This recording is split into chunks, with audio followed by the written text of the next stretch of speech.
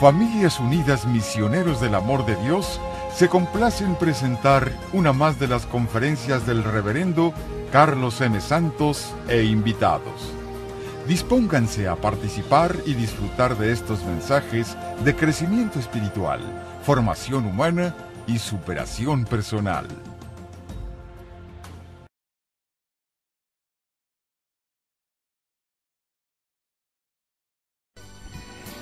¿Sabían ustedes que la energía se contagia? La que traiga uno adentro. Si tú traes energía positiva o alegre, contento, lo contagias, aunque no quieras, no tienes que intentarlo, se contagia. Y si traemos energía negativa, también se contagia. También. ¿Han visto los estadios? Cómo a veces tú puedes llegar a un estadio, un juego de fútbol y puedes llegar apagado y todo, pero de rato la gente con sus gritos y con esto y con, te contagian. Y al rato estás igual que ellos.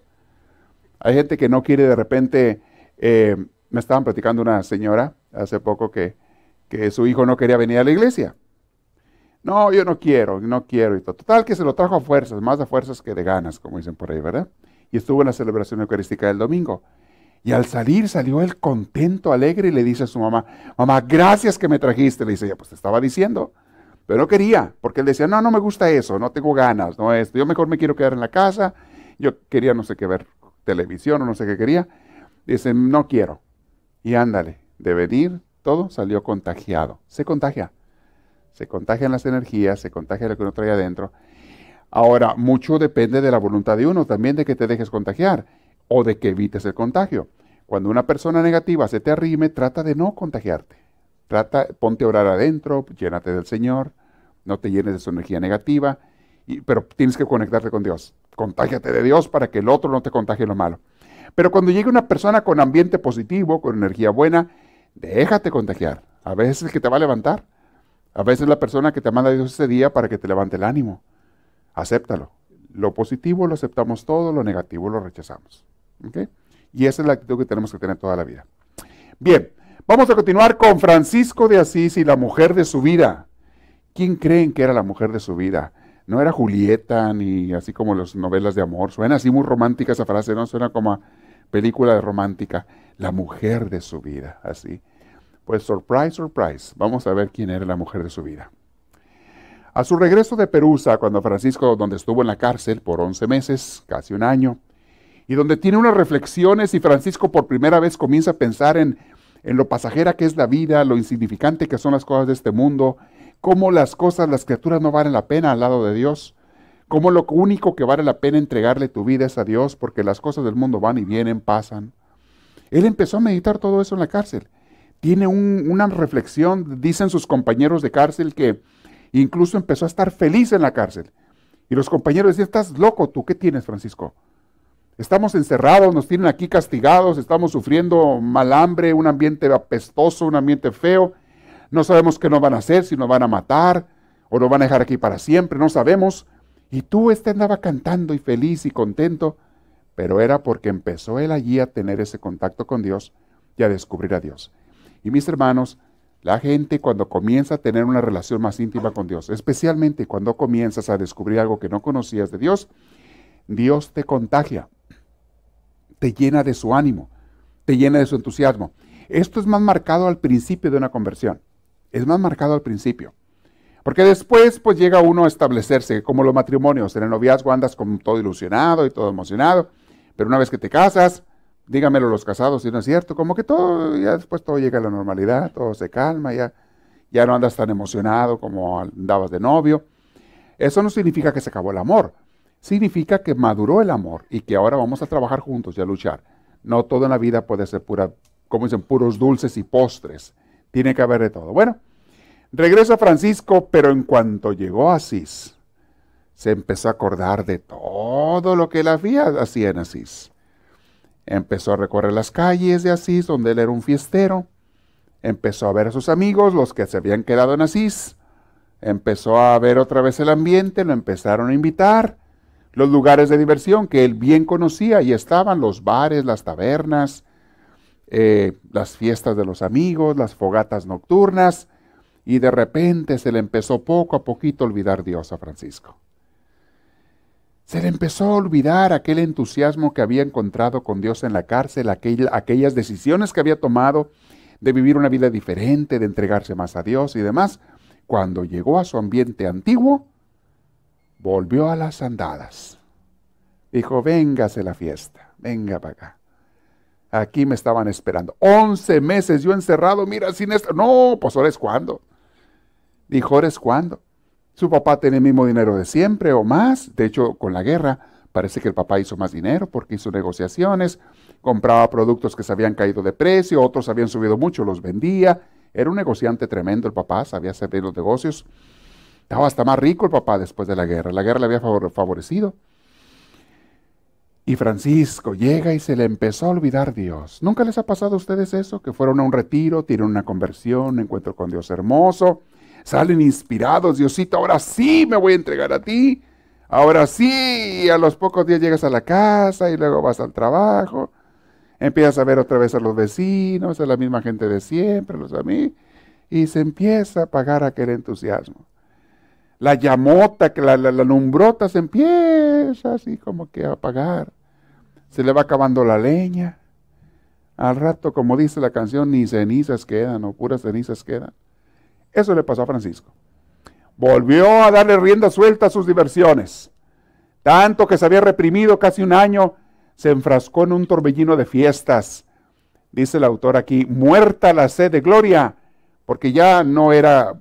Él quería ser un caballero y ganar guerras y batallas, era la gloria, y ganar títulos. Bueno, no lo hizo, perdió la batalla. Ok, no hay gloria, pero sí va a haber alegría, y sí va a haber diversiones. ¿Cómo que no? Y borracheras y cuánta cosa. Dijo, ahora sí, véngase para acá. Y empezó a hacer fiestas con sus amigos, y se olvidó totalmente de Dios. Lo nombraron sus amigos el jefe del grupo. Le dijeron, usted va a ser el jefe, el líder para las pachangas. Es el jefe de las pachangas, le llaman el rey de las pachangas, el rey de las fiestas era Francisco por ahí. Trasnochaban hasta altas horas, subían y bajaban por las calles estrechas, entre gritos y risas los amigos, casi no había día que no se desvelaran, y canciones, pasaban los meses, nunca se le acababa la inspiración, pero de fiestas, y generalmente Francisco pagaba las fiestas, pues imagínate, le sobraban amigos. Esos que tienen feriecita y que pagan las cervezas, ¿no se le juntan los amigos por ahí? ¿No le sobran amigos a esos? Olvídate, pero a montones que tienen amigos. ¿Vieran cómo los quiere la gente? Puro amor sincero, puro amor verdadero.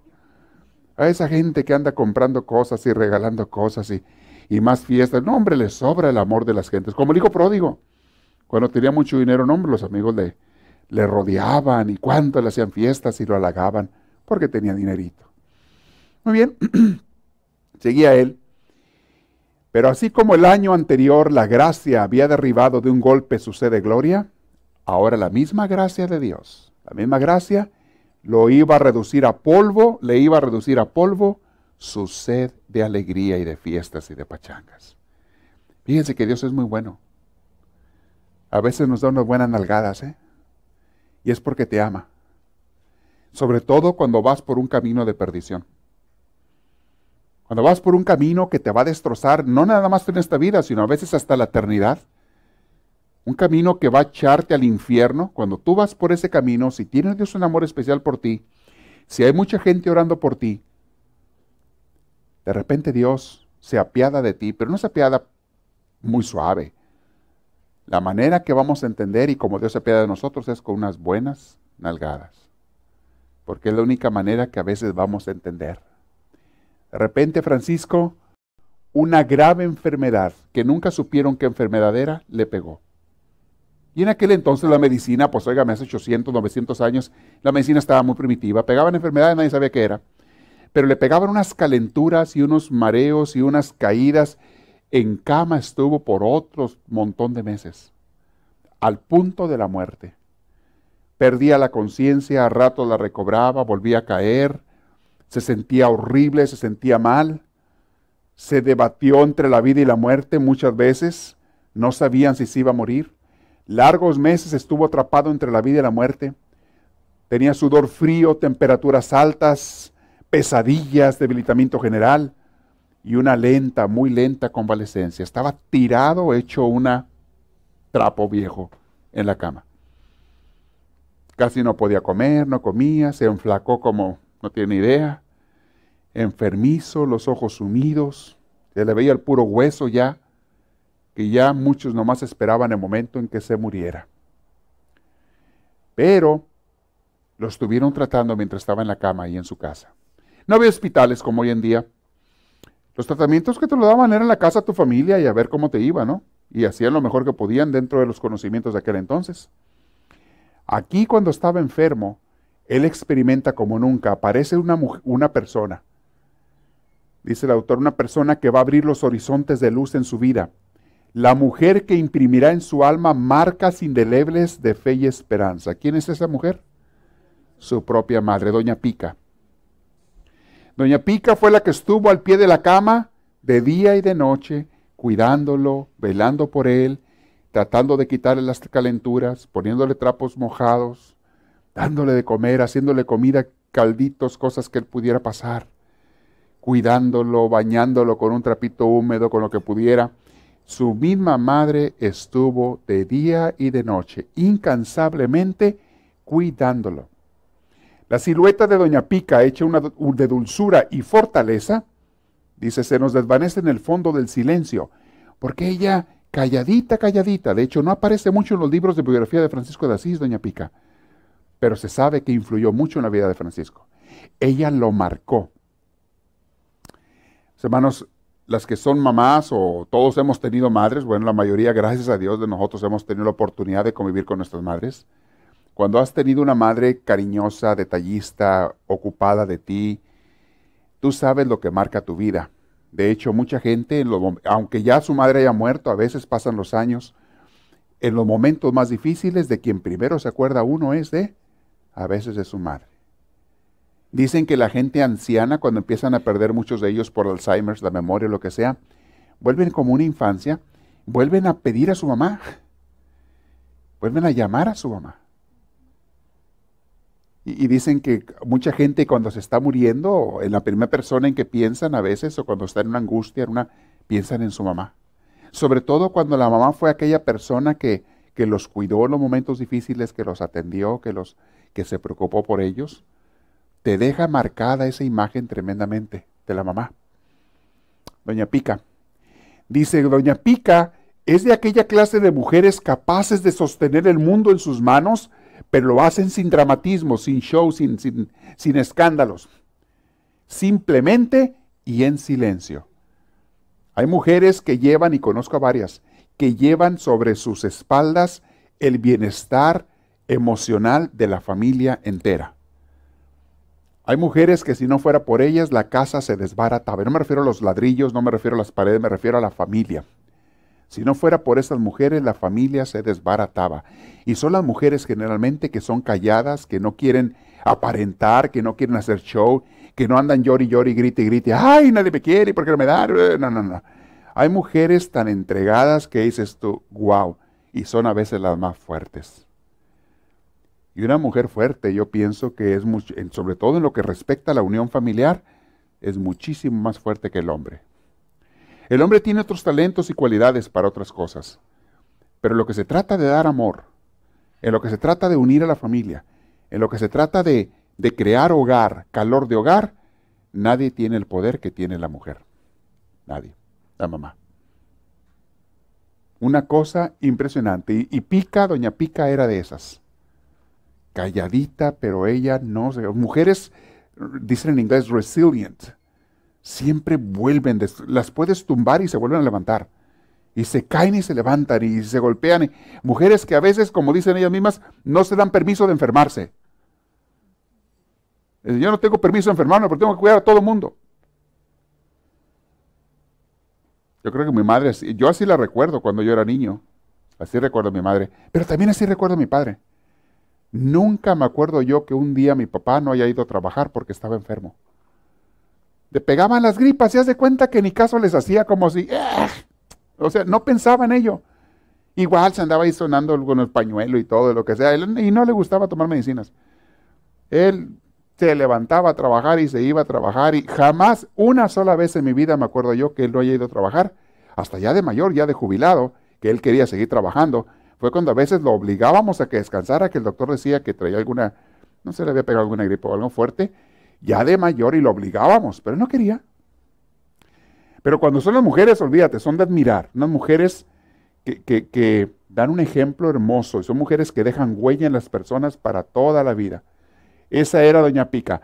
Marcó el carácter de Francisco. De hecho, mucho de la santidad de Francisco se debe a lo que su madre le enseñó con ese amor entregado, ese amor dulce, ese amor totalmente sin ningún interés, desinteresado, ese amor absoluto, ese amor en las buenas y en las malas, el amor de esa madre por su hijo. Le enseñó a él mucho del amor de Dios. Y le enseñó él aprendió del amor de su madre a cómo nos tenemos que amar unos a otros como hermanos en Cristo. Él lo aprendió mucho de su madre. Si vemos, ateniéndonos a los escritos de San Francisco, impresiona con qué frecuencia y emoción evoca o menciona Francisco la figura materna. Muy seguido en sus escritos y en sus enseñanzas, Francisco habla de la madre, por esa imagen que él tuvo, esa experiencia que tuvo su madre. Siempre que quiere expresar la cosa más humana, la relación más emotiva, la actitud más oblativa, más de ofrenda, siempre acude a la comparación de la mamá. Siempre. Allá más o menos por el año 1219, cuando la comunidad de franciscanos, sus primeros discípulos comenzaban, estaban todavía, no se definían cómo iban a ser aquellos, qué iban a hacer o a qué se iban a dedicar en el servicio a Dios. Y pensaban que se iban a retirar a la oración, a la meditación tipo ermitaños. Entonces, aquellos primeros que él invitaba, aquellos primeros discípulos, los ponía, igual que él lo hacía, a pasarse la mayor parte del día en oración. Oración, trabajo, o ir a veces a buscar qué comer, encontrar a ver qué encontraban, pero era todo el día en oración. Y Francisco intentó dar una organización a los hermanos al principio, cuando comenzaban, porque se iban a las montañas, los mandaba a las montañas por varios días a los hermanos, a que se la pasaran en una cueva, en una gruta, en una grieta, se le iban a pasar en oración varios días con el Señor. Y los mandaba de 2 en 2. Y les decía cosas que a nosotros nos pueden sonar así como un poquito chocantes o ridículas. Les decía a ellos, van a estar de 2 en 2. Y uno de ustedes va a ser la mamá y el otro va a ser el hijo.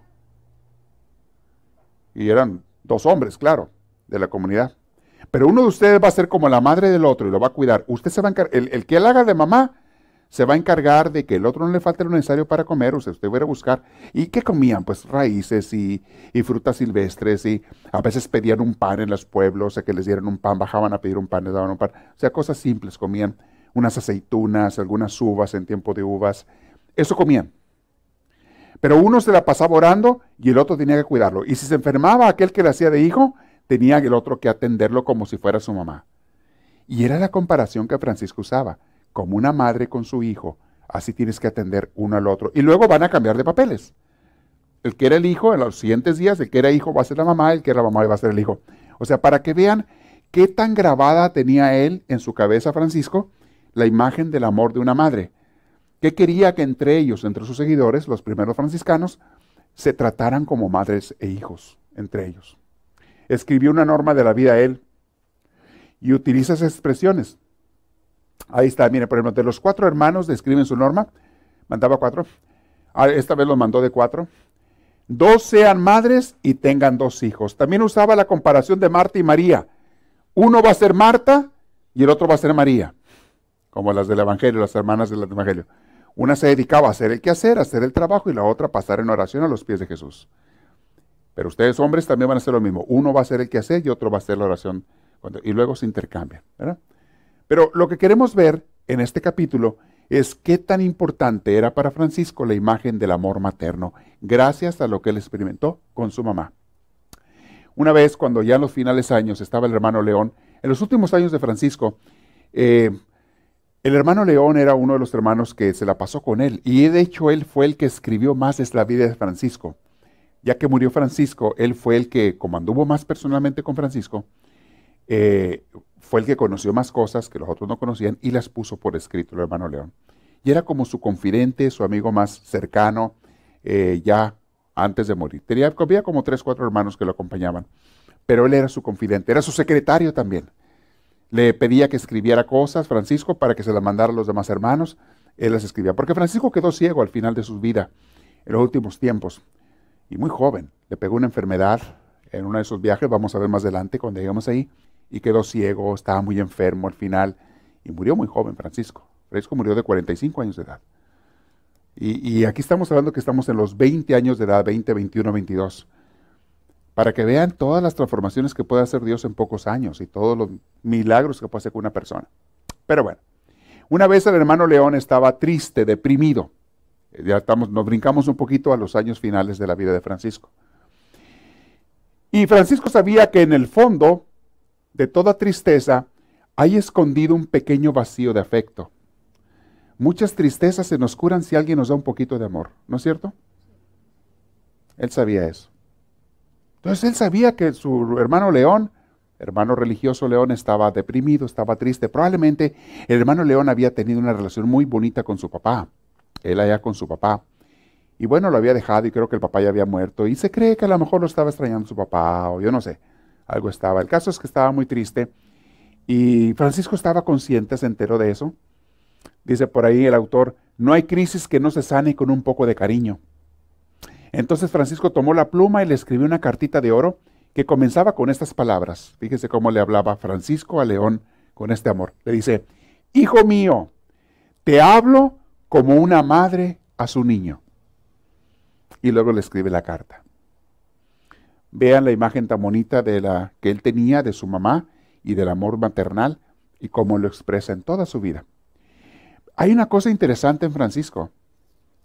Francisco, cuando se refería a Dios, casi nunca le llama padre. Francisco no veía a Dios como su padre porque la imagen de padre que Francisco había tenido no era positiva. El papá de Francisco había sido muy rígido, muy duro, un hombre frío, un hombre... Acuérdense que terminó yéndose a Francisco de la casa porque su padre prácticamente lo corrió, lo encarceló. Porque Francisco empezó a hacer obras de caridad, y bueno, también Francisco la regó, empezó a regalar las ropas, las telas de su papá y el negocio, cuando papá no estaba. Pues el Señor era un hombre de dinero y Francisco tenía otra mentalidad, empezó a conocer de Dios. Entonces, él no se refería a Dios como papá. Hay veces que nosotros le hablamos de nuestra fe a Dios Padre, pero aquellas personas que tuvieron una imagen negativa de su papá, a veces van a encontrar dificultad en llamarle a Dios Padre. Tienen que entender que Dios sí es un Padre de amor, de ternura, de cariño, mucho mejor y muy diferente a muchos padres de la tierra. En cambio, aquellos que tuvieron una buena imagen de su papá, no les cuesta nada hablarle a Dios y decirle Padre. Pero Francisco, pues no le podía llamar madre porque eso sería como una contradicción en la teología de aquel entonces. Hoy en día, si tú quieres llamarle a Dios madre, le puedes decir, o sea, lo quiere ver como tu mamá. Porque Dios no es ni hombre ni mujer, Dios es Dios. Está por encima de todos los géneros. Entonces, sin embargo, Francisco lo ve como el todopoderoso, lo ve como el omnipotente, el admirable, pero casi nunca le llama padre, Francisco. Sin embargo, si alguien le hubiera dicho, ¿sabes qué? Tú le puedes llamar a Dios madre, Dios mamá, se hubiera vuelto loco de alegría. Y le hubiera dicho toda su vida, mamá a Dios. Porque su imagen de madre era muy hermoso lo que él tenía. La densidad del humo. En esta enfermedad de Francisco, mis hermanos, la tribulación estaba a las puertas. La mano de Dios le había caído pesadamente en su vida. Aparte de la enfermedad, se sentía derrotado, se sentía basura, se sentía que se iba a morir tal vez, se sentía fracasado. Y allí en la cama, estoy seguro, todos lo dicen, se puso a meditar una vez más. Más incluso que cuando estuvo en la cárcel. Ahí al punto de la muerte. ¿Qué estoy haciendo con mi vida? La sed de gloria estaba reducida a cenizas. Y ahora, sobre el lecho de su juventud, todavía era un joven. Apenas tenía 20 años, 20 y algo. Pero ahora yacía también abatida la sed de placer. Hasta eso ya no tenía ánimo ni ganas ni nada ni de placer ni de alegría. Ya lo que quería el pobre era aliviarse de su enfermedad. No morirse tal vez. Francisco en ese entonces no era nada. ¿Se acuerdan que la vez pasada vimos que para que Dios construya una casa nueva tiene que destruir la casa vieja? Francisco se empeñaba en volver a construir las ruinas que Dios estaba queriendo destruir. Cuando estuvo en la cárcel de Perusa se las desbarató, pero cuando regresa a Asís, comienza a reparar otra vez la casa que Dios le había, comenzó otra vida. Pues ándale, le viene otro ventarral, otro torbellino como esos, y le vuelve a tumbar la casa a Dios con esta enfermedad. Francisco, te estoy diciendo que te quiero dar algo 1000 veces mejor que lo que tú quieres.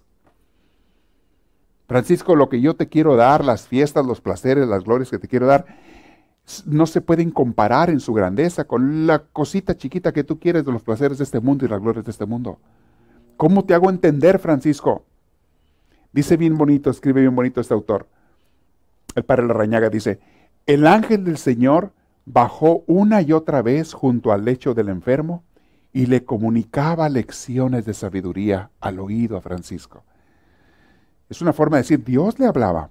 El ángel de Dios, el Espíritu Santo, si quieres saber más exactamente, cuando él estaba en poquitos momentos de lucidez dentro de sus delirios, le decía a Dios, Francisco, ve lo que de veras vale, no son las criaturas, no son las diversiones, no son las posesiones, no son los triunfos de este mundo. Lo único que va a llenar el vacío y las ansias de tu corazón soy yo, Francisco. Y estoy seguro que muchas veces él le hablaba a Dios en la enfermedad y se arrepentía de no haber amado a Dios. Él no se sentía culpable de que fuera una persona mala porque él no deseaba hacerle males a nadie. No era un hombre malo, Francisco. En ningún lugar hemos sabido que Francisco quisiera hacerle daño a nadie. Pero era muy egoísta y muy mundano. Y quería simplemente los placeres y las cosas de esta vida. No se preocupaba de nadie más que de él mismo. Y sobre todo no se acordaba de Dios. ¿No encuentran alguna similitud con nosotros a veces en eso? Bien centrados en nosotros mismos. Mis placeres, mis planes, mi vida, mis diversiones, mis gustos, mi futuro, mi esto, mi familia, mi dinero, mi trabajo, mi estudio, mi. Oye, ¿y Dios? Ah, sí, el domingo me acuerdo de él, no te preocupes, el domingo voy un rato con él. Allá, como en 5º, 10º lugar, allá va Dios. Y para algunos ni en 10º, sabe por dónde por allá Dios. Cuando el primero de los mandamientos dice, amarás a Dios por sobre todas las cosas, con todo tu corazón. Y Dios nos dio ese mandamiento no para beneficio de Él, sino para beneficio nuestro. Dios no necesita que tú lo adores. Tú y yo necesitamos adorar a Dios por nuestro propio bien, para acercarnos a Él, para iluminarnos con Él, para recibir su luz, su paz, su alegría, su gozo. Tú y yo necesitamos darle a Dios el primer lugar en sus corazones. Mis hermanos, si la gente le dieran el primer lugar a Dios en sus corazones, en sus vidas, dejarían de sufrir tantas tonterías que estamos sufriendo. Porque la mayoría de sus sufrimientos es porque no se hacen las cosas a mi conveniencia como yo quiero. ¿Cierto o no cierto?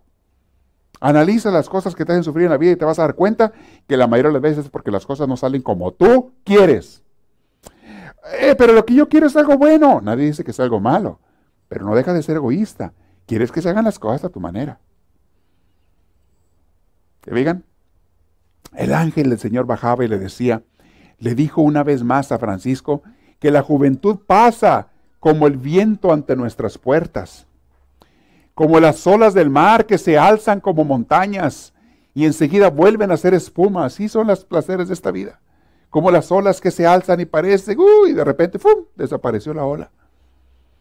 ¿Qué densidad tiene el humo? Le decía. ¿Cuánto pesa? Ponlo en una balanza el humo a ver cuánto pesa. Así son los deseos, los placeres y las cosas de este mundo, lo que la gente quiere. ¿Cuánto pesa en una balanza la gloria? Tanto arriba como abajo no queda nada que tenga peso y firmeza, sino solamente Dios. Solamente el eterno dura para siempre. En esos meses de convalecencia, el ángel del Señor descubrió al enfermo muchas veces el rostro de Jesús. De alguna u otra manera, Francisco en esos momentos de dolor vio a Jesús. Estoy seguro que se le manifestaba, le hablaba, le decía a Dios, a Francisco, aquí estoy para ti. Aquí vengo contigo. Pero pasa una cosa chistosa. La conversión, mis hermanos, es casi siempre una carrera de persecución en la que el hombre va experimentando alternativamente la dulzura de Dios y el encanto de las criaturas. Cuando la gente comienza a oír hablar de Dios, ok, sí, Dios, qué padre, pero no, las cosas del mundo acá, y te vienes para acá para las cosas del mundo. Y luego, no, es que extraño a Dios, espérame, sí quiero entregarme a Dios cuando vienes el domingo, sucio de predicación, pero vuelves a la casa, no, pero es que a lo mejor el mundo y las cosas del mundo. Y luego no, y ahí estás, en que vas y vienes, en no te decides entre entregarte a Dios o entregarte al mundo. Entre darle tu corazón y tu vida a Dios o dársela a las cosas, placeres y cosas del mundo.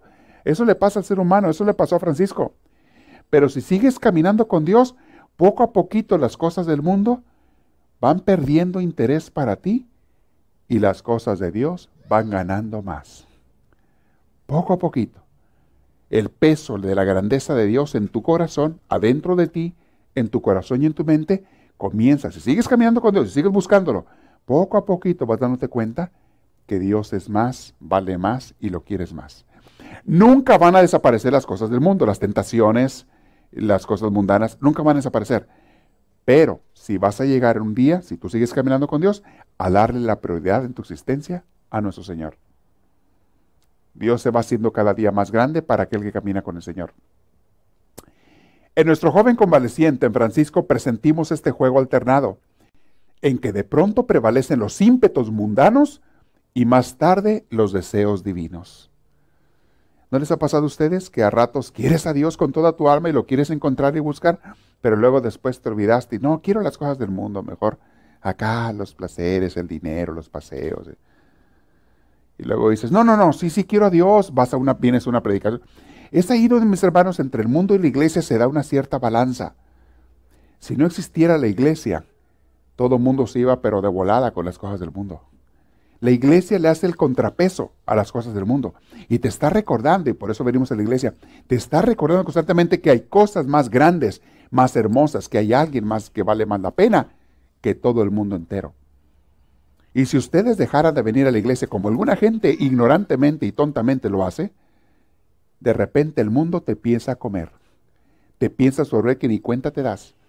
Y llega como un dragón con una bocota grandota y te empieza a morder y morder hasta que te come totalmente. Vean a la gente que se ha alejado de la iglesia. Vayan, investiguenlos a ver cómo están viviendo ahora.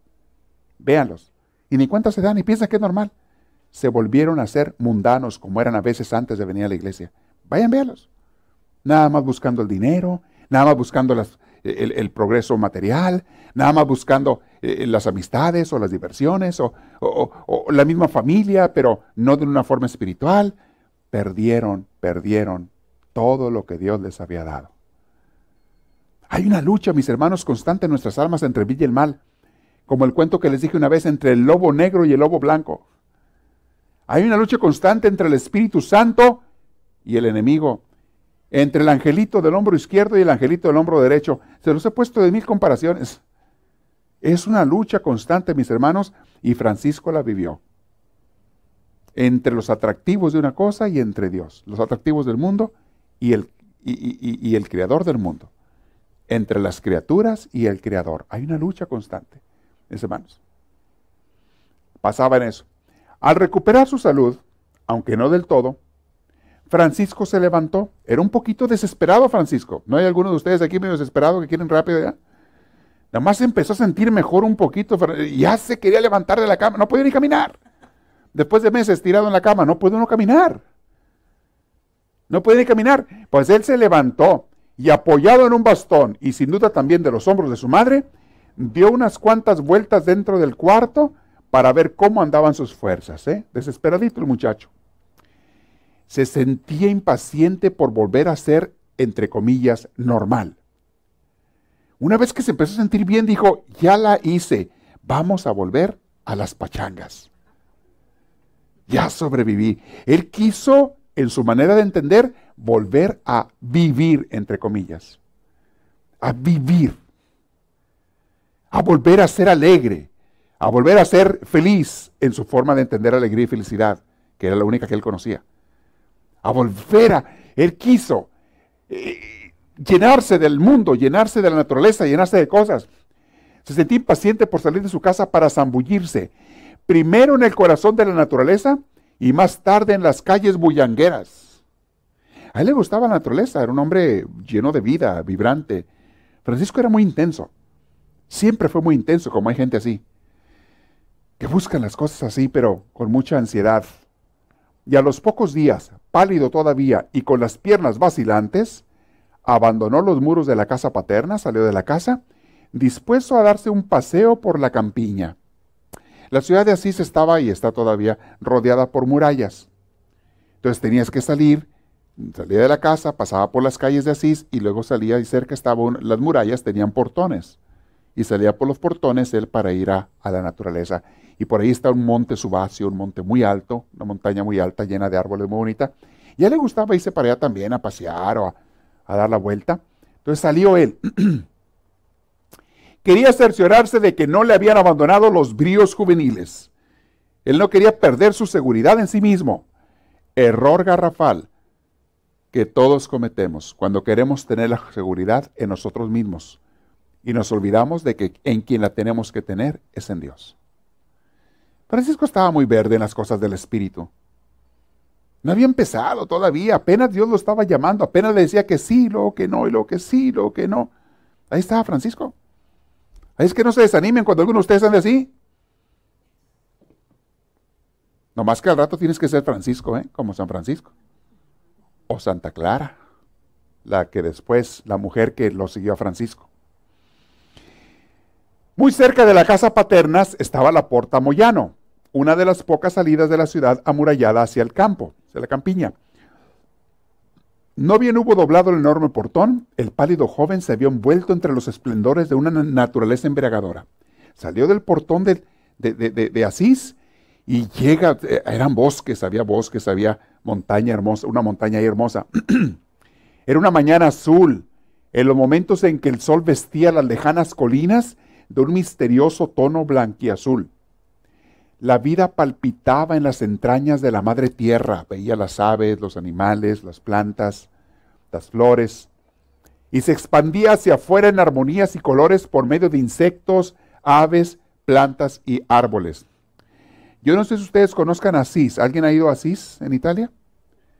Es un pueblo tan bonito, tan hermoso, y sus alrededores, ves los viñedos, ves los árboles, ves los bosques, ves, aparte un clima muy favorable, clima mediterráneo. Es un lugar hermoso. Yo antes decía, estuve en Asís hace unos años, y yo antes decía, si yo viviera aquí, yo también sería San Francisco de Asís, con este lugar tan precioso. Es fácil decirlo, ¿verdad? Pero por eso Francisco estaba también enamorado de la naturaleza, no le costaba nada, era un lugar bellísimo, bellísimo donde estaba él. Salió por ahí, la vida palpitaba con todas sus plantas y árboles y demás.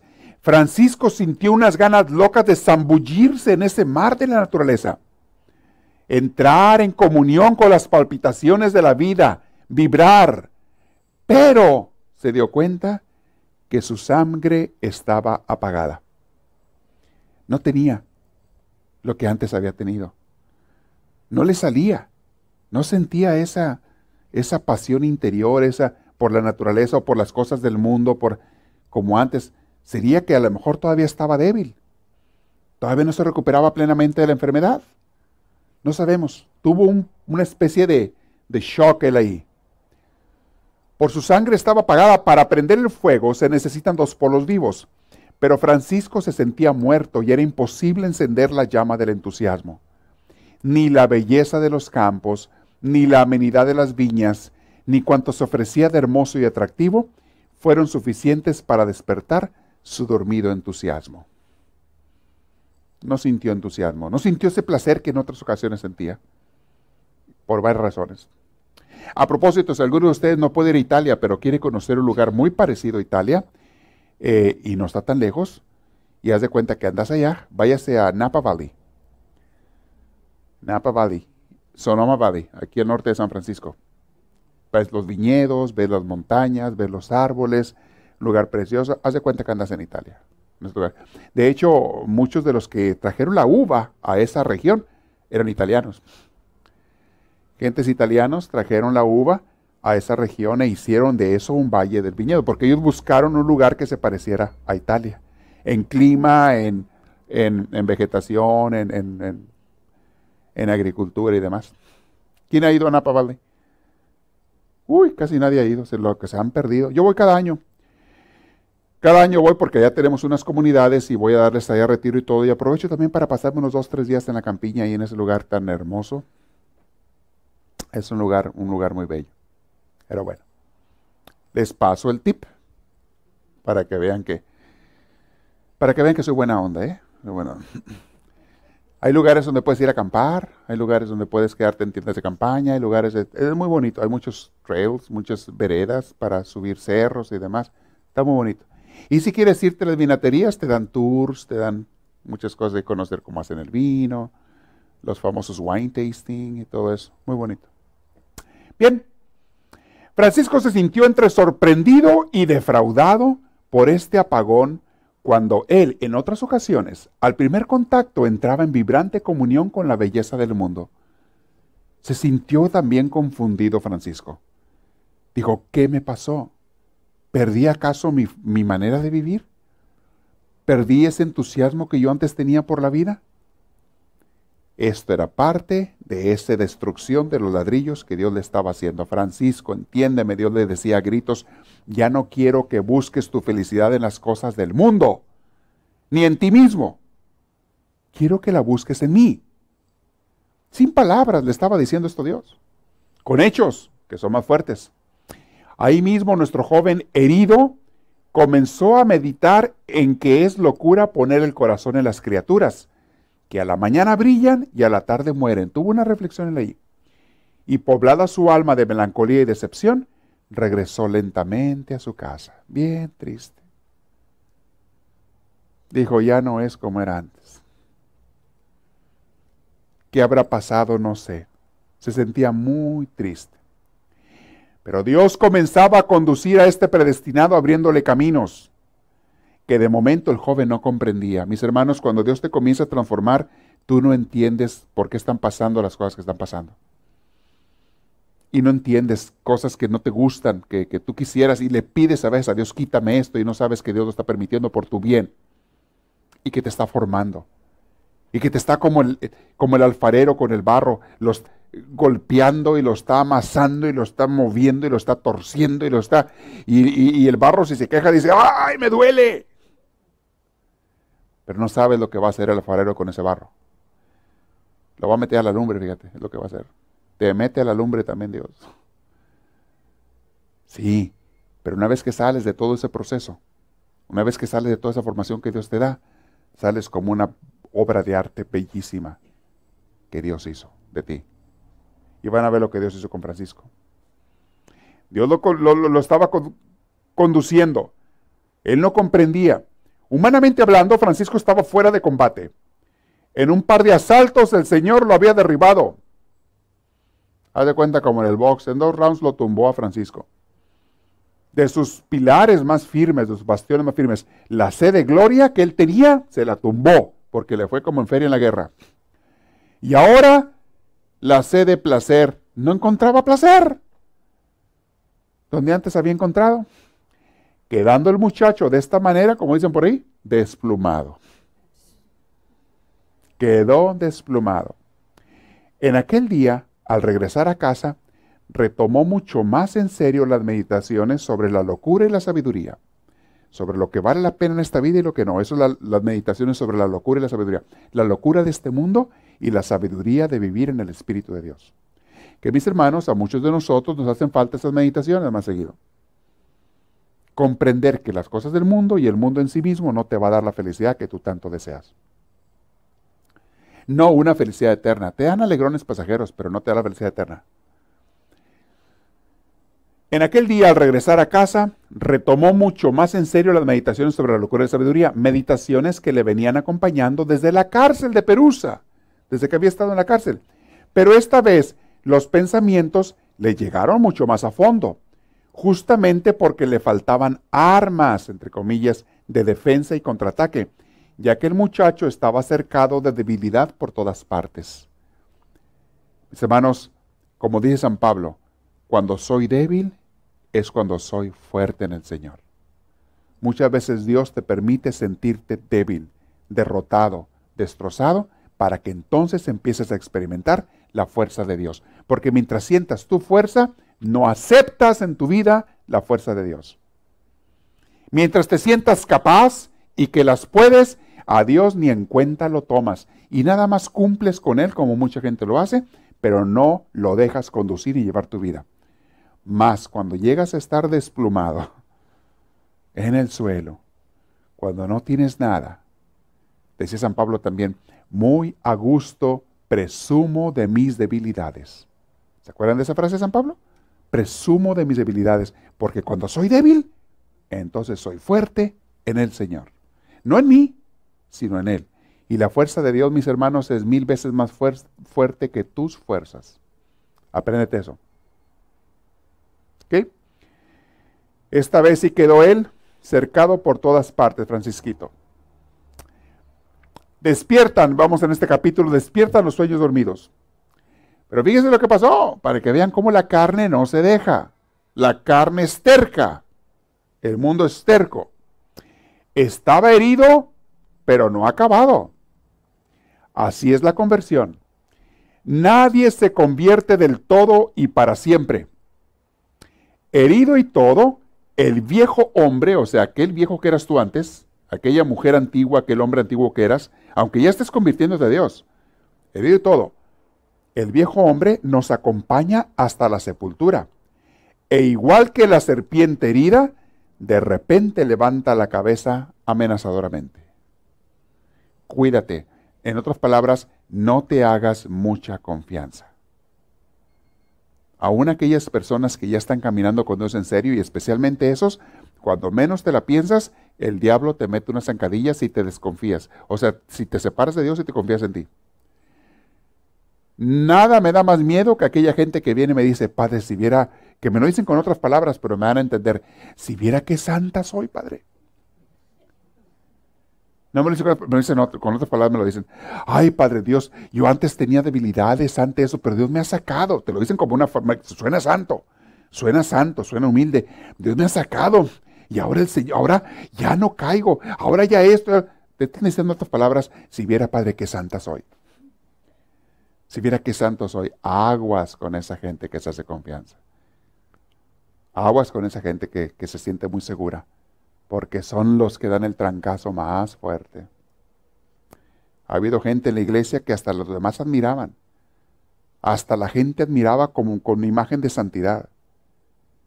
Y cuando menos te imaginas, se les empezó a subir los humos porque por ahí tumba el diablo a esas gentes, por el orgullo. Se empezaron a sentir santos. Se empezaron a sentir iluminados. Se empezaron a sentir buenos, porque aparte la gente, ustedes tienen la culpa porque les echan humo a esas gentes. Les aplauden, los buscan mucho, les hacen sentir que qué santo eres, que santa eres y cuánto. Y esa gente a veces, si no tiene el crecimiento suficiente espiritual y la humildad necesaria, se la creen. Y dentro de sí empiezan a pensar, sí es cierto, ¿verdad? Qué santo me ha hecho Dios. Qué santo soy. Te dan expresiones aparentes de humildad que te dicen, bueno, no soy yo, es que Dios me ha hecho así, ¿verdad? Ajá, parece mucha humildad, pero se la están creyendo que son muy salsas. Uy, van a dar un garrotazo, ya los he visto caer, pero hasta el suelo, como estrellas de allá, como dice la Biblia de Lucifer, era una estrella preciosa, brillante, Lucifer ahí arriba, era un ángel hermoso que Dios hizo, dio el trancazo más fuerte porque se la creyó. Y no supo entender en su corazón que no tenía nada propio bueno, que todo lo bueno que hubiera en él o en ella era de Dios. Eso le pasó a Francisco. Se recuperó, gracias a Dios, recuperó su salud. Y una vez más el fuego de la ilusión levantó de nuevo la cabeza y empezaron a renacerle otra vez los brillos juveniles. Y se lanzó otra vez como loco a las fiestas y a las diversiones. Mira nomás. Pues no, ¿qué te habías convertido, Francisquito? Serio, van dos. Les digo, y esto es un santo, ¿qué esperamos nosotros? Que van y vienen, que sí, que no, que sí, que no. Se volvió alocado, ahora más fiestas que nunca, no podía pasárselas sin sus amigos. Dicen los escritores que muchas veces abandonaba la casa familiar, los dejaba a sus papás plantados a la hora de la cena para irse con sus amigos a la fiesta.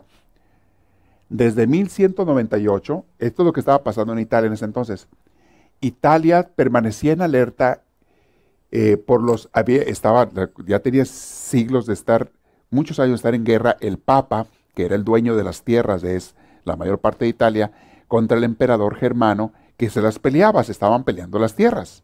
¿Se acuerdan que les expliqué en la primera clase? Y se peleaban, tenían los dos sus ejércitos, tenían los dos sus soldados. El Papa era un emperador, por muchos siglos el Papa de Roma no era más que un emperador, con ejércitos, con sus coronas, con sus diamantes, con sus cosas preciosas, con su trono, su castillo, su todo, o sea, era un emperador. Por eso mucha gente en Italia no quiere saber nada, mucha gente perdió la fe en Italia, que supuestamente ustedes van allá, las iglesias están vacías. La gente que llena las iglesias o que va a las iglesias de Italia es pura gente extranjera. Ustedes van al Vaticano, ven ustedes en la televisión que está lleno de peregrinos, de feligreses, es pura gente de otros países. La gente de Italia no va a la iglesia. ¿Por qué no creen? Porque vieron por siglos mucha degenere, mucho desorden, por siglos. Ellos no tienen fe. En Europa la gente, tristemente, mucha gente no tiene fe. Es triste. No entienden que a pesar de los errores de los hombres, Dios no tiene la culpa. Y que el que tenemos que buscar no es a hombres, es a Dios. Y si vas a la iglesia no es para buscar a hombres, es para buscar a Dios. Y los hombres son instrumentos de Dios, unos buenos y otros no tan buenos, pero no son más que instrumentos de Dios. Incluyendo sacerdotes, obispos y papas. Algunos se empeñan por ser buenos, algunos llegan a ser santos, algunos son santos, pero hay otros que parecen diablos. Hay de todo. Pero la gente tiene que entender que no buscamos al hombre, buscamos a Dios. Y acércate a un buen sacerdote, a un buen pastor, a un buen ministro que te hable de Dios. Y no te acerques a aquel que no te acerque a Dios. Acércate al que te arrima a Dios, que son instrumentos del Señor.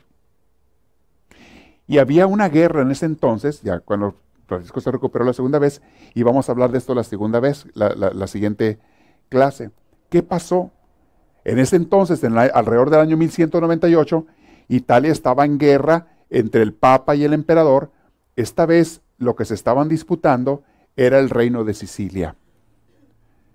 El reino de Sicilia se lo estaban peleando. Y acuérdense que también la cuestión de las investiduras, sobre quién era el que iba a nombrar a los obispos, quién los iba a nombrar, si era el rey o era el emperador o era el Papa.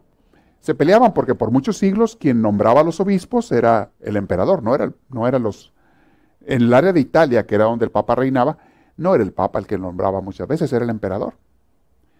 Ya no se diga en otros lugares donde el Papa de Roma no tenía ninguna influencia, no tenía ningún poderío. Acuérdense que el Papa, bueno, cuando veamos la historia de la iglesia es otra cosa, había papas en cada región, nomás que tenían diferentes nombres. Hasta la fecha sigue habiendo, nomás que se llaman patriarcas, se llaman el patriarca de Alejandría, el patriarca de Antioquía, el patriarca de Jerusalén, son patriarcas. Y el obispo de Roma era otro patriarca. Eran las ciudades principales. Y cada quien tenía su región que atender y demás. Pero había esta guerra y sucede algo muy interesante. Viene otra guerra. El papa que estaba en ese entonces en Roma era el Papa Inocencio III.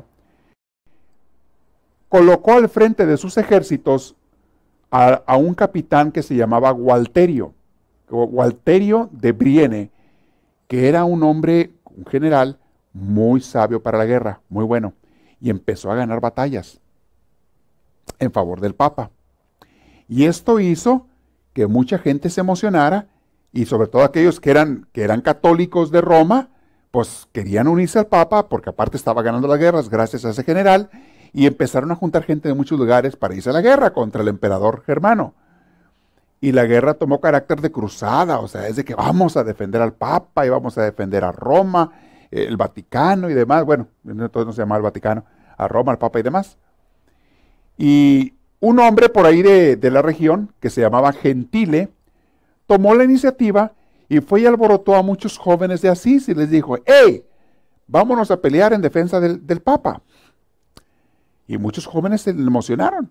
Y entre ellos, adivinen quién se apuntó también. Francisquito dijo, órale, a lo mejor aquí está mi oportunidad de gloria, ahora sí.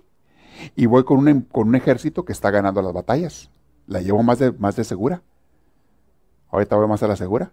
Y pa' pronto va y saca su armadura, y su espada, y su caballo. Y se empieza a preparar Francisco para irse con este hombre a la guerra en defensa del Papa. Y adivinen qué, viene el capítulo que se me hace de los más interesantes de la vida de él, donde viene la conversión de a de veras. Pero como decía aquel amigo, aún hay más. Eso será el siguiente capítulo. Viene otro. Eso viene en la próxima, si Dios quiere, la siguiente clase. Pero ahorita nos quedamos donde Francisco se emociona, se acelera, dice, ahora ya se había recuperado de la enfermedad, ya estaba bien, andaba de fiestero y demás, pero se había recuperado, y dijo, vámonos a la guerra. Se volvió a emocionar. Preguntas. Vamos a ver. Levante la mano. ¿Están captando cómo Dios llevaba a Francisco y cómo Francisco se negaba de Dios a veces, le huía y Dios lo perseguía, pero Francisco corría más y de repente Dios lo alcanzaba y a veces le tuvo que mandar unas cosas fuertecitas para que entendiera? A ver, preguntas por ahí. ¿Hay alguien? ¿No hay ninguna? Bueno, acá está una, ¿bien? Vamos a ver. Padre, Sí. pues ya, yo quisiera que me diera un consejo, Ajá. porque también estoy dando como Francisco de Asís ahorita. A veces llego, a veces me salgo. Ajá. Mucha gente. Así están. Así estamos a veces. ¿Cómo le Sobre haría todo, para...? sigue escuchando a Francisco. Y ahorita lo que te diría es busca a Dios en la oración diaria. Búscalo y dile al Señor, y hay que sincerarnos con Dios. Señor, soy un inconstante contigo. Hay que decírselo a Dios, porque ni modo que no lo sepa. Pero Dios aprecia mucho la sinceridad de uno. Señor, soy un inconstante contigo, te necesito. Ayúdame. Y no te canses, y no te conformes con ser inconstante. Todos somos, pero no te conformes. Decirle, no, Señor, no quiero ser. Gracias. Ayúdame. Y la oración es pasar tiempo con Dios. Siempre que les hablo de la oración, les explico, es pasar tiempo con Dios la oración. Dedíquenle tiempo al Señor. Pasen tiempo con Él. No lo dejes como lugar secundario. No dejes a Dios como alguien para ver cuándo o cuando se me ofrezca. No, pasa tiempo con Él, por favor. Tu vida te cambia. Alguien te pregunta, nos vamos a sacar en la locación 360 y... ¿qué? 6. Locación 366. Muy interesante. Vamos a ver qué pasó con Francisquito en la otra. ¿Alguien tiene otra pregunta? ¿Sí? Una explicación más amplia acerca de las cruzadas. Las cruzadas, que por esa época también fue cuando empezaron las cruzadas, eran también los ejércitos del Papa, se juntaban para ir a rescatar las tierras de Tierra Santa, de Israel, porque llegaron los musulmanes del oriente, de la parte de Arabia, invadieron, pues en aquel entonces todo el mundo se invadía a todo el mundo. Eran guerras de una región contra otra, un rey contra otro, y era un cambiadero de guerras, de terrenos y de emperadores. Mis hermanos, por siglos y siglos, Europa era pura guerra, y el Asia Menor y el Asia Mayor, todo era pura guerra. Y un día guerreaban unos y otro día otros y se peleaban, y hubo un tiempo en que los musulmanes, los árabes, descendientes de los árabes y musulmanes, invadieron lo que hoy en día es Israel, lo que es la Palestina, lo invaden y toman posesión de aquellos lugares de las tierras santas, cosa que a los cristianos de acá de Europa no les cayó bien. Dijeron, espérame, es que es la tierra donde Cristo vivió, es nuestra fe, etcétera, etcétera. Y llegó un momento en que el Papa de Roma invocó a sus ejércitos y a otra gente, únanse a los ejércitos, vamos a la guerra a rescatar esas tierras de Israel. Y empezaban esas cruzadas, eran grupos de soldados a caballo, armados, aquellos famosos caballeros que ven en las películas ustedes, iban a pelear para rescatar las tierras. Pero lo único que hacían era que les dieran en la torre siempre, porque los musulmanes eran bravos. Y tenían ejércitos, tenían otros generales más abusados y demás. Y casi siempre les dieron en la torre. Fue un fracaso eso de las cruzadas. Aparte, los cruzados, esos que iban a rescatar las tierras altas, eran una bola de bandidos, muchos de ellos. Llegaban invadiendo pueblos, violando mujeres, robando cosas, no nomás eran los soldados del Papa, iba mucha gente que se les pegaba y llegaban y tenían hambre en el camino. ¿Qué iban a hacer? Muchos por hambre llegaban a las casas, saqueaban las casas, los pueblos donde llegaban, robaban cosas, hacían desmanes, hacían muchas cosas, y seguían al siguiente pueblo, y ahí iban. O sea, en una de esas cruzadas fue cuando destruyen, llegan a la ciudad de Constantinopla, donde nace la Iglesia Católica, donde nace, era la cuna del catolicismo, y llegan, y pues como venían de acá de Roma, que había una competencia entre el obispo de Roma y el obispo de Constantinopla, había esta competencia, llegan y destruyen los templos, queman la ciudad y todo, y debilitan a la ciudad de Constantinopla, y eso hizo que en un poco tiempo los musulmanes llegaran, porque aparte les dieron en la torre a esos cuando llegaron allá a la Tierra Santa, pero luego los musulmanes vinieron e invadieron también Constantinopla, lo que hoy en día es Turquía, y por eso Turquía es musulmana, es un país musulmán, y esa es la cuna del catolicismo, donde nace la Iglesia Católica en Turquía, con el emperador Constantino. Ustedes se acuerdan cuando les he explicado la historia, ahí nació. Pero gracias a estos cruzaditos, destrozaron ahí esa ciudad, la debilitaron, mataron a sus ejércitos, muchos de ellos, que se defendían ellos de los musulmanes, pero y luego después llegan los musulmanes y toman posesión de todo eso también. Y por muchos siglos, el imperio otomán y el imperio musulmán invadió todo el norte de África, toda la parte oriental del Asia Menor, parte de Europa, en el oriente de Europa, y por acá por el sur, dieron la vuelta al continente y le llegaron a España. Y España estuvo bajo el imperio musulmán por muchos años. Los famosos moros, le llamaban los españoles. Hasta que llegan los famosos reyes católicos, ahí por la época de de Cristóbal Colón, llegan los famosos reyes católicos y ellos son los que vencen y dominan y expulsan a los moros o los dominan y vuelven a España a ser un país cristiano católico y romano en ese entonces. Y coincide en el siglo XVI cuando estaba el descubrimiento de acá de América, cuando estaba, de hecho eso le trajo mucho dinero a España, el oro de México hizo muy rico a España y pues lograron por eso muchas batallas y demás y se convirtió en un país muy, muy rico en ese entonces, España. Y llegó a otros países de Centro y Sudamérica y bueno, la historia esa ya la saben ustedes. Otras cosas muy interesantes. Pero eso viene en el siglo XVI. Aquí estamos hablando del siglo XII y XIII con Francisco de Asís, 400 años antes. Y era cuando estaban las cruzadas. Bueno, eso por alguien que preguntó de las cruzadas. Si les gusta la historia, a mí me gusta mucho la historia también. ¿A quién le gusta la historia? ¿Quién le gusta saber de la historia? Ah, son varios, yo creí que a nadie le gustaba. ¿De veras les gusta? ¿Les gusta cuando les digo cosas de la historia? ¿Cómo sucedieron? A ver. Yo pensé que estaba a fuerzas diciéndoles, en serio. Pensé que les gustaba 2, 3 nada más.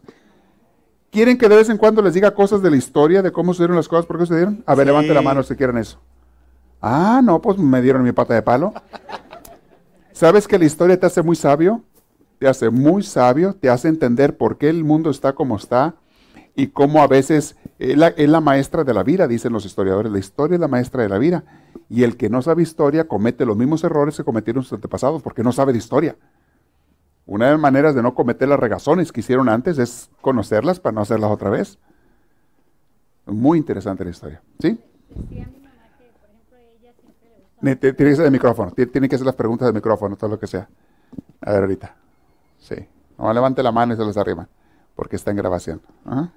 Decía mi mamá que, por ejemplo, ella estudiaba mucho la historia. Ajá. Entonces, cuando nosotros siempre nos explicaba cualquier cosa, cualquier pregunta, porque decía, no quiero que vaya a venir un tonto y los convenza tan fácil porque ustedes no saben nada de su fe. Exacto. También la historia de la fe tenemos que conocerla.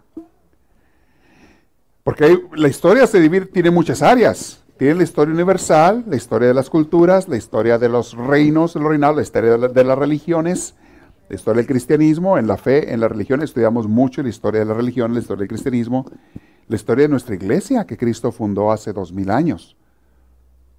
Y luego, una cosa es la iglesia y otra cosa son las religiones, no se me confundan, ya les he explicado. Cristo fundó la iglesia hace 2000 años, cuando Él vivió aquí en la tierra, antes de morir y resucitar, y de hecho la bendice en Pentecostés, nos manda el Espíritu Santo en Pentecostés, y ahí los apóstoles son inspirados y salen a predicar y nace la iglesia. En Pentecostés nace la iglesia. No nace ninguna religión. No había testigos de Jehová, no había católicos, no había mormones, no había... Todo eso nació siglos después. No había nada de eso. Nace la iglesia de Cristo y comienza a expandirse en muchos pueblos. Fue en el año 325, o sea, casi más de 3 siglos después, que nace la primera iglesia la primera religión, que fue la católica de Constantinopla, la Iglesia Católica, la Iglesia Universal. Por el antiguo emperador de Roma, que ya no vivía en Roma, se había ido a vivir a Constantinopla, él funda la Iglesia Católica para unificar a su imperio en una sola religión, una sola fe. Porque la gente empezó a pelearse por cuestiones de religión. Y dijo, yo no quiero pleitos porque aunque sea por cuestiones de religión, me van a dividir el reino. Pónganse de acuerdo junto a todos los obispos en su palacio, en el concilio de Nicea. Allí él, entre los obispos y él que dio el palomazo final, fundan la Iglesia Católica y fundan el credo. Creo en un solo Dios, Padre Todopoderoso, Creador del cielo y la tierra. ¿Se lo saben o no se lo saben? Ahí nace. Los obispos de todo el imperio cristiano, con el emperador Constantino, que ni cristiano era Constantino. Luego les platico la historia de Constantino. Era un asesino, él mataba gente, mató a toda su familia, hermanos y demás, y como eran los emperadores de aquel entonces, gente de lo peor. Pero bueno, él, fíjense, de todo se vale Dios, él funda la Iglesia Católica, que significa la Iglesia Universal. No era tampoco necesariamente una religión, era el cristianismo unificado, y por eso le llamó católico. Años después, esta Iglesia Católica se empezó a fraccionar, a dividir. Y una de las primeras iglesias que se dividen de la Iglesia Católica fue la Iglesia de Roma, con el obispo de Roma, que en ese entonces, para marcarse diferente, se cambia él solo el nombre, fue el obispo Dámaso, se cambia el nombre de obispo, se lo cambia a papa, imitando al obispo de Alejandría, allá en Egipto, que él se llamaba papa. Dijo, bueno, yo voy a ser otro papa, que no significa otra cosa más que papá. Simplemente para distinguirse de los demás obispos se cambió de obispo a papa. Y ahí nace la iglesia se empieza a separar, tomó siglos, no crean que se hizo rápido. La separación de la iglesia de Roma tomó muchos siglos para que de veras se distinguiera totalmente aparte de la iglesia de Alejandría, de Constantinopla, que era la original, de la de Jerusalén, que es la más original de todas, es la iglesia cristiana original de todas, la de Jerusalén. La de Antioquía, que es un poquito después que Jerusalén nace, ahí en Antioquía es donde San Pedro vivió y predicó. En Antioquía, allá vivió él, en Jerusalén y Antioquía. Pero bueno, eso es parte de la historia muy interesante. Y el Papa acá de Roma se separa y forma la Iglesia Católica. La Iglesia Católica Romana, de la que muchos somos originarios, de la que muchos venimos, y donde fuimos criados, es la que más creció, porque les he explicado, es la que se alió con los conquistadores. Cuando salen los conquistadores a conquistar el mundo, de España, de Portugal, de Francia, de la que se alió con la iglesia, le sube a cada barquito de soldados, sube unos misioneros franciscanos. Los franciscanos eran los que andaban en ese borlote. Pero ya pasaron 4 siglos de San Francisco. Siglo XVI. Ya habían pasado 3, 4 siglos después de San Francisco.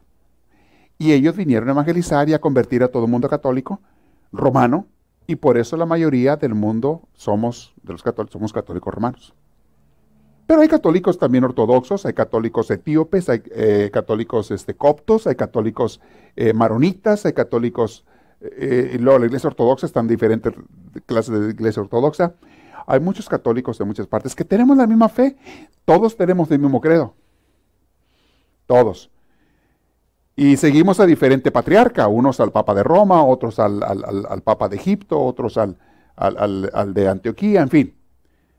Pero todos tenemos la misma fe, bien interesante. Tú vas a los templos, tenemos los santos, las mismas imágenes y todo. Y aún los protestantes, la mayoría de los protestantes de las iglesias, el 90 o más % de las iglesias protestantes, siguen el mismo credo. Aquí los que de ustedes sean de iglesias protestantes, ustedes, por si no lo sabían, tienen el mismo credo de Constantino. El de Nicea, creo en un solo Dios, Padre Todopoderoso, Creador. Es el mismo credo de todas las iglesias, por si no lo sabían. Pregúntenle a la mayoría de las iglesias cristianas, ¿cuál es el credo de ustedes? Te dicen, es este. ¿De qué habla el credo? Habla de que Dios es 3 personas, Padre, Hijo y Espíritu Santo. Habla de lo que es el Padre, que es el Creador, el Hijo Jesús, que es el Salvador, y que el Espíritu Santo es el Santificador. Habla de que la iglesia de Cristo es una, que es santa, que es católica, porque significa universal. Católica no es una religión. La palabra original católica significa universal, santa, católica, y que es apostólica, o sea, fundada en los apóstoles.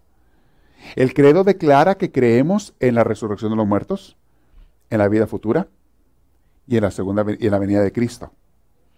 Esas creencias, mis hermanos del credo, se tienen en casi todas las iglesias cristianas del mundo. católicas y cristianas. Aunque no lo crean, estamos más unidos de lo que a veces parece. Pero a la gente le encanta pelearse. Le encanta pelearse y decir, mi iglesia es mejor que la tuya. La mía es la que sí fue fundada por Cristo, la tuya no. ¿No es eso lo que hace la gente siempre? Mi Biblia es mejor que la tuya. Y no saben los mensos que es la misma Biblia. No, pero es que la mía es de pastas de cuero y la tuya es de cartón. Oh. ¿Y eso qué? ¿Qué tiene que ver? Pobrecito de Cristo, yo creo que Cristo por eso no duerme, por estar viendo tanto menso acá peleándose en la tierra. ¿Puede repetir de que la católica es universal, no es religión? Sí, la palabra católica significa universal, es griego, significa iglesia universal. No es un título, es un adjetivo. Si yo digo la silla roja, ¿qué significa? ¿Que se llama roja? ¿O que es color roja? Rojo es un adjetivo, no es un título. El título es silla. ¿Ok? El adjetivo es roja. Cuando hablas de la iglesia católica, católica no significa que se llama católica, significa que es católica, es diferente. No se llama católica, es católica, quiere decir es universal. Cambien la palabra para que entiendan católica por universal, cámbienla. La iglesia es universal. Oh, ¿se llama universal? No, es universal. Ah, ¿se llama universal? No, cabezón, que es universal. Nada más que la gente se confunde porque no entiende la palabra católico. Católico no es un nombre, es un adjetivo. ¿Me explico? Este se llama rojo. No, no se llama rojo, es rojo. Sí, pero se llama rojo, ¿verdad? No, no se llama rojo, es rojo. Es que yo soy del rojo. No, tú eres del mantel que es color rojo, ¿ok? No, yo soy rojo. No eres rojo, estás pintado de rojo, pero no eres rojo. ¿Me explico? La gente se confunde y la gente le encanta pelear. La gente le encanta sentirse que es superior. Es el instinto de superioridad que va en contra de la humildad. La gente quiere sentirse superior a los demás diciendo que son de la iglesia verdadera. Y cada iglesia les va a dar sus argumentos, cada iglesia tiene sus argumentos para convencer a la gente de que ellos son la iglesia verdadera y todas las demás no. Todas las demás son falsas, menos la nuestra. A la iglesia que vayan y pregúntame de cuál iglesia, les digo más o menos qué te dice esa iglesia, para convencerte de que esa iglesia es la iglesia verdadera y que todas las demás son falsas. La mayoría de ellas basan sus argumentos en sus inicios reales o ficticios. Muchas te narran inicios fantasiosos que no fueron reales, pero te los cuentan y si la gente se los cree, pues ya lo hicieron. Que se le apareció un ángel y que le dijo no sé qué tanto y vas a ser la iglesia verdadera y el ángel le dijo, uy, nació la iglesia verdadera. ¡Yeah! ¿Ves? Dios mandó un ángel a nuestro fundador y somos la iglesia verdadera. Bueno, está bien, si tú quieres creer eso está bien, pero respeta a los demás. No eres más que nadie, tampoco eres menos que nadie. Todos somos hijos de Dios. Punto.